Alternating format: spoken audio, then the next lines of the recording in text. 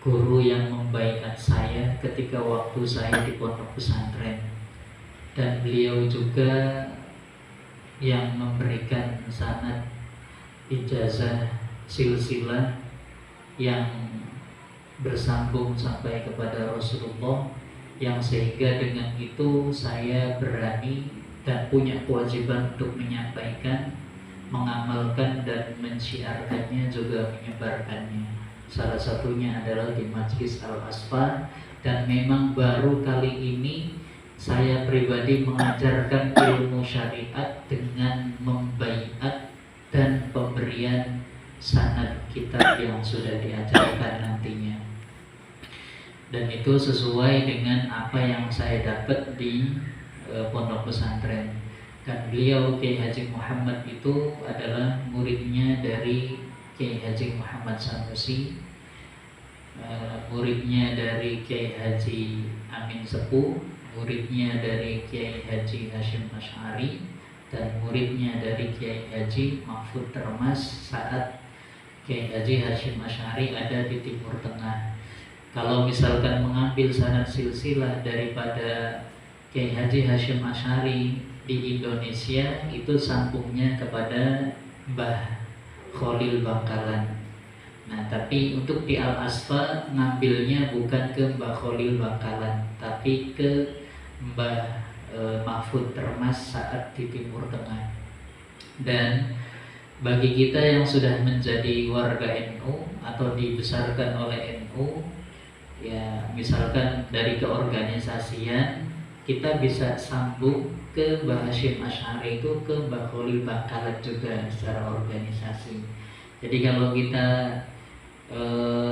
bisa dua-duanya, ya kita punya itu semua. Jadi kalau misalkan kita yang orang NU ini sudah dapat dua-duanya, alhamdulillah.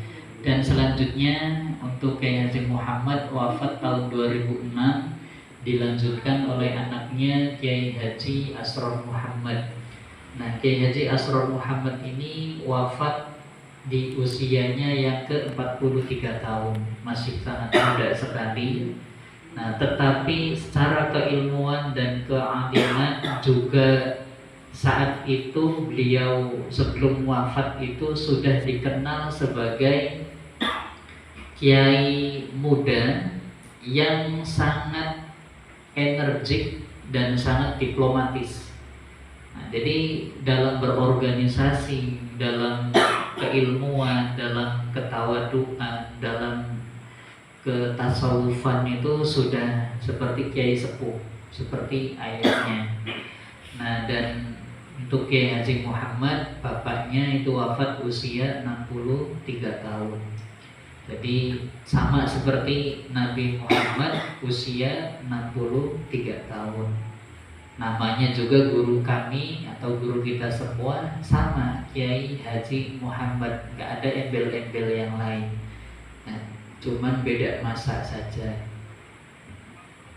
Nah, di situ juga yang menjadikan saya menamakan anak yang kedua di awal ditambahi kata Muhammad. Pertama untuk tabarukan ke guru saya Kiai Haji Muhammad.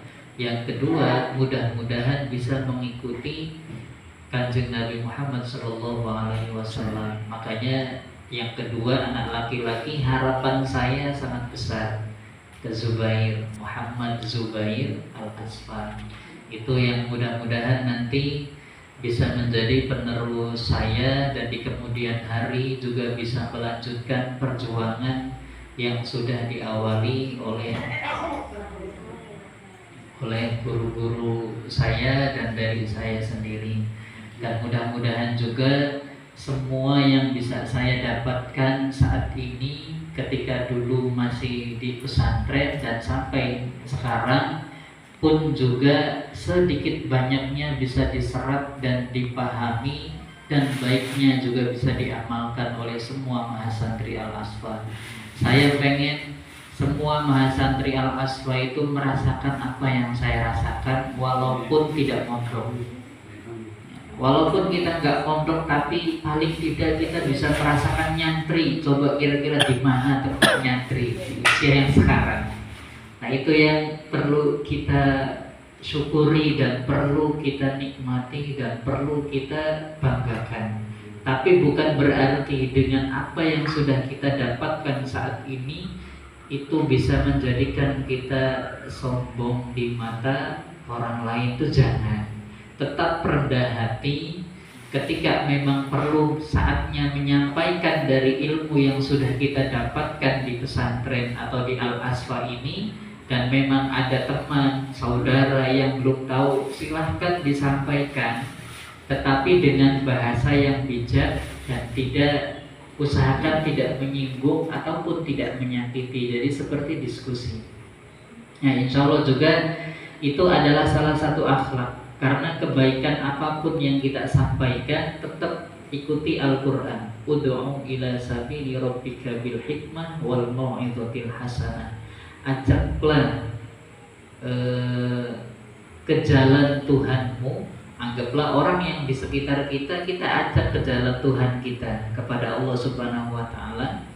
Tetapi yang perlu diingat adalah bil hikmah, dengan bijaksana, wal mau'izatil hasanah, dan tutur kata yang baik, tidak menyakiti ataupun tidak seolah-olah kayak kita paling pintar sendiri, jangan. Walaupun mohon maaf terdengar dianggap bahwa kayaknya Mahasantri Al-Asfa tuh sombong, misalkan gitu ya. Ya kalau misalkan ada yang berprasangka seperti itu, nggak apa-apa, sah-sah saja. Itu urusan mereka. Tapi kitanya sendiri jangan sampai tuduhan itu benar untuk kita. Paling tidak tetap kita harus menyampaikan atau berakhlak seperti yang Rasul ajarkan. Walaupun memang susah, sabar, tetap itu adalah salah satu perjuangan atau proses kita menjadi santri atau mahasantri. Nah, pesan daripada guru saya, Kiai Haji Muhammad, saat sebelum meninggal, sebelum beliau wafat, ketika sambutan di dalam acara haflah akhir sana atau acara akhir tahun khatmil Quran atau juz amma, beliau menyampaikan, saya tidak bangga kalau santri-santriku menjadi presiden, pejabat, ya, anggota dewan, ya, atau mungkin bahasanya menjadi tentara, Panglima TNI, atau mungkin Kapolri, pengusaha, banyak uangnya, miliaran. Misalkan yang laki-laki istrinya di mana-mana, itu nggak bangga. Nah, ya kalau istri suaminya di mana-mana namanya selingkuh ya. Kalau suami ya boleh sampai 4 ya, Pak Udin ya. Ya. Mudah-mudahan. Ya. Ya, jadi pangkat jabatan dunia itu guru saya atau guru kita semua, Kiai Haji Muhammad, itu tidak bangga kalau semua itu didapat tidak disertai dengan ilmu dan takwa kepada Allah Subhanahu wa Ta'ala. Nah, inilah saatnya kita melengkapi kekurangan yang dulu mungkin belum ada, atau mungkin kita belum ngerti, belum paham, kita lengkapi.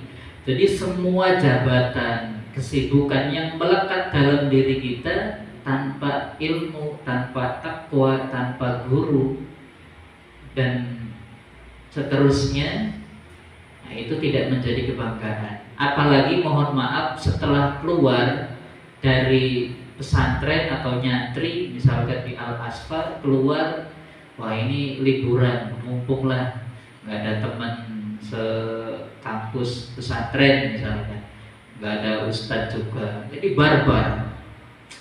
Nah ini bahaya. Nah itu dimanapun tempatnya ingat bahwa kita punya guru. Dimanapun tempatnya ingat bahwa kita punya kewajiban sebagai muslim yang beriman dan ada ikatan dengan guru. Maka kembali lagi, jangan sampai lepas hati kita ingat ataupun tertaut dengan guru-guru kita semua, baik yang mengajari Quran ataupun yang mengajari ilmu syariat, terutama yang sudah pernah membaiat kita. Itu adalah pesan daripada guru saya, sekaligus juga saya pesankan kepada mahasantri Al-Asfar. Jadi saat ini kita adalah diberi kesempatan oleh Allah untuk beribadah, membenahi ibadah kita sedikit demi sedikit disertai dengan ilmunya, dan itu adalah suatu hal yang harus kita syukuri. Insya Allah nanti ke depan ini saya bawa dari pondok nih ya, sampai lecek Pak Harto. Ini saking rajinnya saya berarti. Nah ini nanti saya pindah ke komputer. Nanti saya cetak logo Al-Asfar. Nanti yang serius saya ijazahkan semuanya.